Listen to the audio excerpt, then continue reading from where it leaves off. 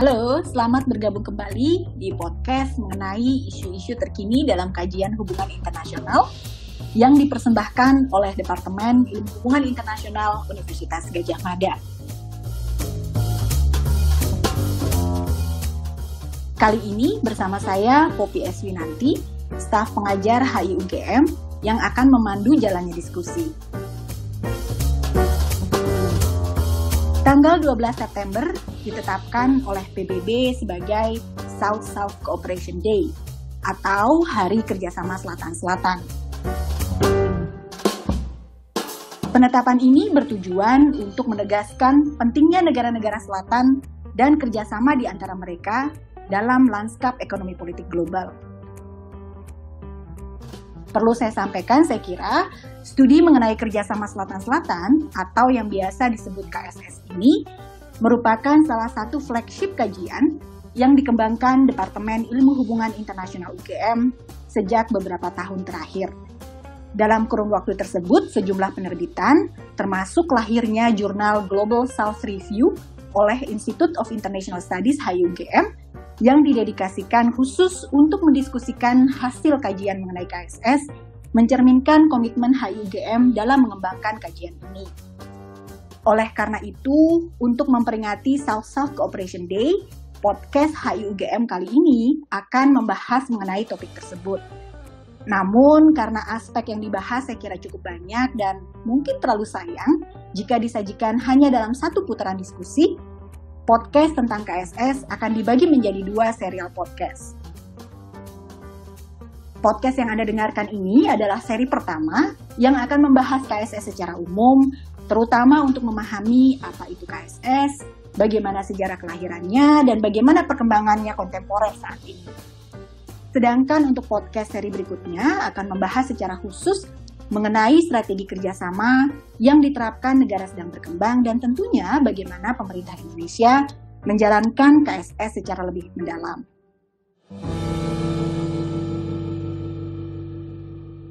Nah, untuk memahami lebih jauh mengenai apa itu KSS, bagaimana sejarah kemunculannya, dinamika yang berkembang, serta implikasinya bagi ekonomi politik global kontemporer, telah hadir bersama saya 2 narasumber, yaitu Rizky Alif Alfian dan Husna Yuni Wulansari. Halo Alif dan Husna, apa kabar? Halo Mbak Poppy. Semoga Mbak sehat Poppy. ya. Sehat. Terima kasih sekali sudah bersedia bergabung dalam podcast kita kali ini. Namun sebelum kita bincang-bincang lebih jauh, saya akan memperkenalkan kedua tamu kita terlebih dahulu.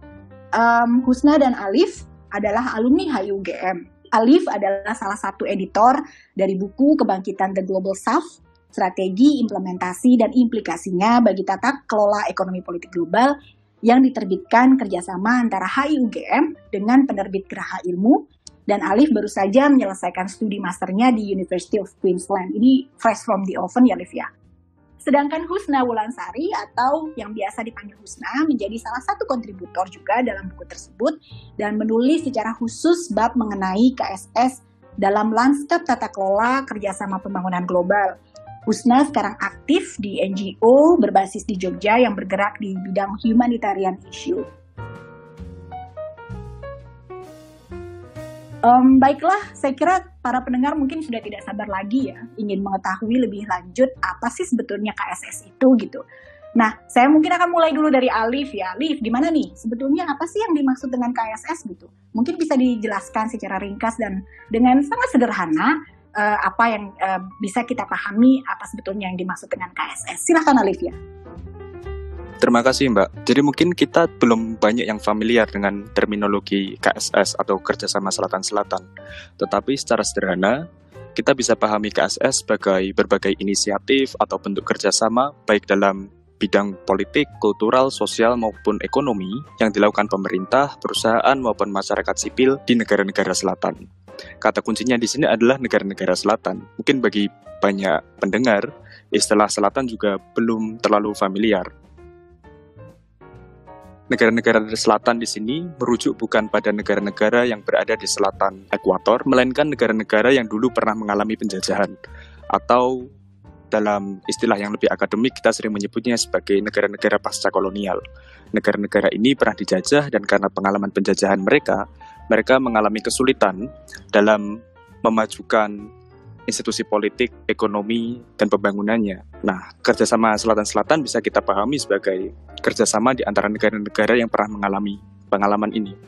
Dalam rangka mereka menguatkan satu sama lain, meningkatkan solidaritas di antara mereka, dan kemudian meningkatkan independensi bersama. Sederhana itu sebetulnya.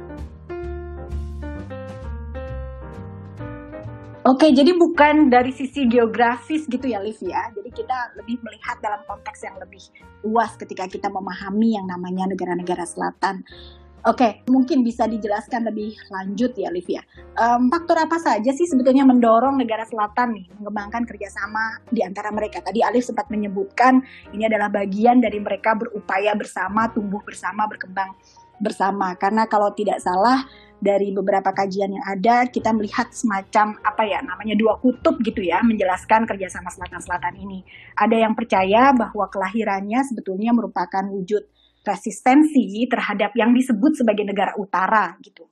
Resistensi terhadap praktek kerjasama yang berlangsung selama ini antara utara dan selatan. Namun ada juga yang melihat bahwa KSS itu sebetulnya perpanjangan tangan, sekedar perpanjangan tangan dari kepentingan nasional dari masing-masing negara selatan tersebut.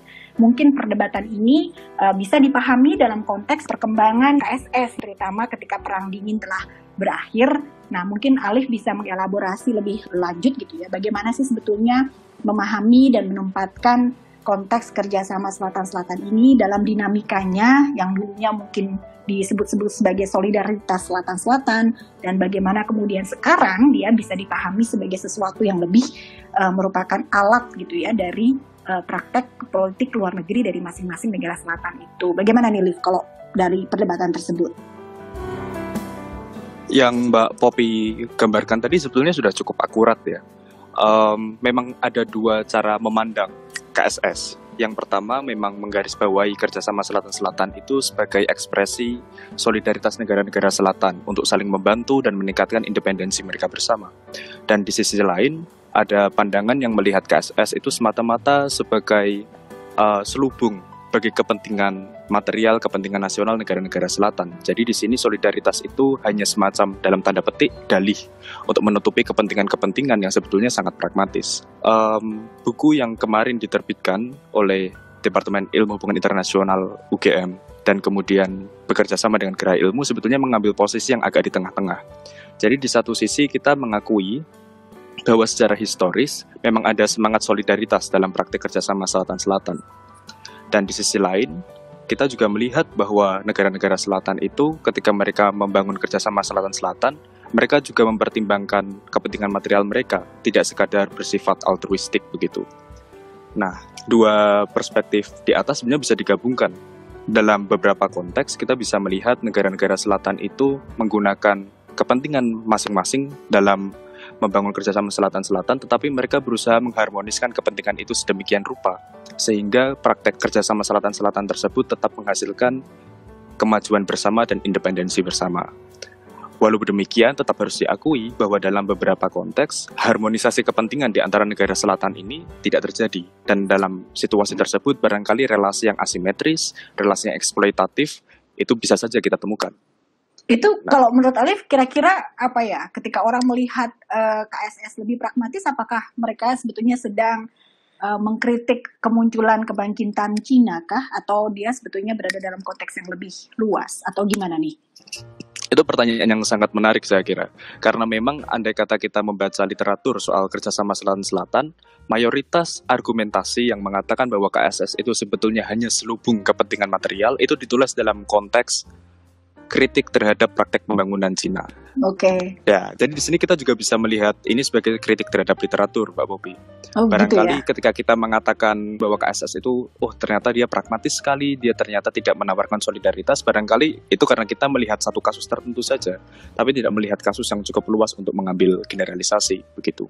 Oke, baiklah. Saya kira menarik ya. Nanti sebelum Alif mungkin bisa menambahkan lagi, saya mau menyapa Husna dulu nih. Husna kan kemarin di buku yang tadi sudah disebutkan oleh Alif tadi menulis satu bab khusus tentang bagaimana implikasinya terhadap tata kelola ekonomi politik global kontemporer. Nah, saya ingin menyinggung kembali tahun lalu telah diselenggarakan yang disebut sebagai Second High Level UN Conference on South-South Cooperation. Nah, ini adalah sebuah pertemuan untuk mengakses kembali KSS dalam konteks KSS kontemporer.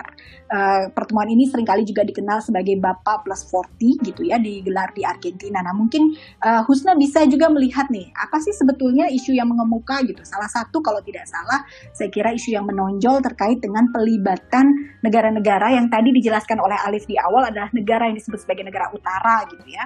Pelibatan negara-negara utara maupun lembaga-lembaga multilateral di dalam konteks kerjasama selatan-selatan sehingga kemudian memunculkan kerangka kerjasama baru yang disebut sebagai KSST atau kerjasama selatan-selatan dan triangular ini. Nah, mungkin Husna bisa mengelaborasi lebih jauh apa sih sebetulnya signifikansi dari Bapa Plus 40 ini dalam tata kelola pembangunan global kontemporer. Silakan Husna. Oke, terima kasih Mbak Popi. Menarik sekali isu tentang Bapa Plus 40 ini memang lagi hangat ya. Jadi tahun lalu diadakan Second High Level United Nations Conference pada kerjasama selatan-selatan di Buenos Aires. Jadi Bapa itu adalah Buenos Aires Plan of Action, yang mana di dalam konferensi ini terlibat beberapa negara-negara selatan untuk membahas beberapa isu-isu pembangunan, termasuk di dalamnya tentang pertumbuhan ekonomi dan juga pembangunan berkelanjutan. Ya, bahkan General Assembly dari United Nations mendeskripsikan KSS sebagai salah satu elemen yang penting di dalam kerjasama pembangunan internasional, yang mana KSS ini menawarkan kesempatan bagi negara-negara berkembang untuk mencapai pertumbuhan ekonomi dan juga pembangunan yang lebih berkelanjutan. Di sini UN menekankan bahwa KSS itu adalah pelengkap atau komplementari dari kerjasama Utara Selatan dan bukan merupakan pengganti. Nah, mungkin menarik ya untuk melihat bagaimana negara-negara selatan ini bisa kemudian masuk dan menjadi pemain penting di dalam forum-forum kerjasama pembangunan multilateral, baik itu UN seperti di kasus Bapa Plus 40, dan juga ada beberapa forum multilateral lain yang juga mulai membentuk keterlibatan dengan negara-negara selatan, seperti contohnya OECD di tahun 2009 membentuk Task Team on South-South Cooperation. Kemudian Bapa Plus 40 ini sendiri yang tahun 2019, dia juga dibentuk di bawah United Nations Office for South-South Cooperation atau UNOSSC, di mana ini juga berkaitan dengan United Nations Development Cooperation Forum. Nah, beberapa fenomena ini menunjukkan adanya kerjasama selatan dan juga utara di dalam kerjasama pembangunan internasional. Lalu bagaimana kita bisa memaknai hal ini? Nah, beberapa kajian memaknai fenomena ini menjadi dua hal yang berbeda. Nah, yang pertama, kita dapat memaknai keterlibatan selatan di dalam forum-forum pembangunan internasional ini sebagai upaya selatan untuk mendesain kembali lanskap tata kelola kerjasama pembangunan global. Di sini muncul upaya dari negara-negara selatan untuk memperluas diskursus ataupun gagasan pembangunan global. Kemudian di sini kita juga bisa melihat upaya negara-negara selatan untuk menginstitusionalisasikan nilai-nilai solidaritas maupun prinsip selatan-selatan di dalam kerjasama multilateral yang sebelumnya tidak ada. Dan juga di sini bisa dilihat sebagai upaya selatan untuk mengkritisi pembangunan ala utara yang sebelumnya belum inklusif. Namun di sisi lain beberapa kajian juga melihat fenomena ini sebagai upaya utara untuk mengakomodasi sekaligus mengkooptasi negara selatan-selatan di dalam forum pembangunan global, yang mana di dalam forum-forum antara utara dan selatan ini, negara-negara utara yang memiliki relasi kekuasaan yang lebih kuat berusaha untuk menjaga hubungan kerjasama yang cenderung asimetris, di mana utara mengarahkan kerjasama dengan cara menyubordinasikan negara-negara selatan di bawah prioritas dan juga struktur kerjasama yang tradisional. Seperti itu Mbak Popi kira-kira. Menarik ya, Husna ya. Ini tadi ya, kalau saya boleh tahu nih, posisinya Alif dan Husna gimana nih? Mau pesimis atau mau optimis nih melihat fenomena tadi? Apakah yang lebih optimis gitu ya, bahwa ini adalah keberhasilan Selatan-Selatan, atau yang tadi terkooptasi semata? Ini baiknya kita posisinya apa nih? Optimis atau pesimis nih? Gimana nih? Atau gimana nih? Kita lihat saja perkembangan gitu. Gimana nih Husna dan Alif nih? Mungkin saya dulu ya, Mbak. Silakan Husna. Iya, kalau dari saya cenderung melihat hal ini sebagai sesuatu yang positif. Jadi mungkin di satu sisi kita bisa melihat keterlibatan Selatan ini sebagai upaya untuk meningkatkan variasi praktik, aktor, dan juga peran di dalam kerjasama pembangunan global, yang mana kita sekarang melihat dengan adanya KSS ada lebih banyak institusi finansial internasional yang baru. Jadi kalau dulu institusi finansial internasional itu lebih banyak didominasi oleh institusi Bretton Woods seperti IMF dan juga World Bank, yang mana itu banyak dipimpin oleh Amerika Serikat dan negara-negara Eropa, sedangkan sekarang kita bisa melihat kemunculan pemain-pemain baru seperti National Development Bank, kemudian ASEAN Investment and Infrastructure Bank, kemudian juga Silk Road Fund yang diprakarsai oleh China dan juga negara-negara BRICS, yaitu Brazil, Rusia, India, China, dan South Africa. Dan kita bisa melihat ini sebagai upaya untuk menciptakan forum-forum ekonomi internasional yang lebih setara, baik itu dalam segi teknis seperti pengalokasian saham ataupun investasi, dan juga dari segi hak untuk menyuarakan aspirasinya masing-masing. Oke, menarik Husna. Kalau Alif gimana nih? Mengamini apa yang disampaikan Husna yang lebih optimis gitu? Tadi mungkin maksudnya New Development Bank ya Husna ya? Betul. Oke. Baik Alif, silakan. Mungkin saya ingin mengutip salah satu kata-kata guru saya, Mbak. Kunci kebahagiaan itu adalah ekspektasi yang rendah. Jadi kalau kita mau menjawab pertanyaan apakah itu positif atau negatif, pertanyaan yang mesti kita urai dulu adalah apa ekspektasi kita terhadap kerjasama Selatan-Selatan. Oke. Mungkin secara sederhana kita bisa melihatnya dengan dua cara. Yang pertama, apakah kita berharap KSS itu suatu alat untuk mengubah norma internasional, ataukah kita hanya melihatnya lebih sebagai alat untuk memperluas partisipasi negara Selatan dalam tata kelola ekonomi dan politik global. Kalau kita punya ekspektasi yang tinggi, kita akan melihatnya bahwa KSS itu alat untuk mengubah norma-norma global. Itu sesuatu yang menurut saya sangat muluk. Masih utopis ya dalam konteks kita sekarang begitu. Saya kira utopis mungkin, tapi yang jelas dalam realitas empiris negara Selatan tidak pernah betul-betul solid, walaupun narasi solidaritas itu selalu ada. Oleh karena itu saya personal cenderung melihat KSS sebagai alat untuk meningkatkan representasi negara Selatan dalam arsitektur global. Dan dalam konteks itu saya kira sejauh ini KSS cukup berhasil untuk memperluas itu. Negara Selatan bisa lebih terlibat, norma-norma di tingkat yang cukup prosedural bisa dinegosiasikan ulang.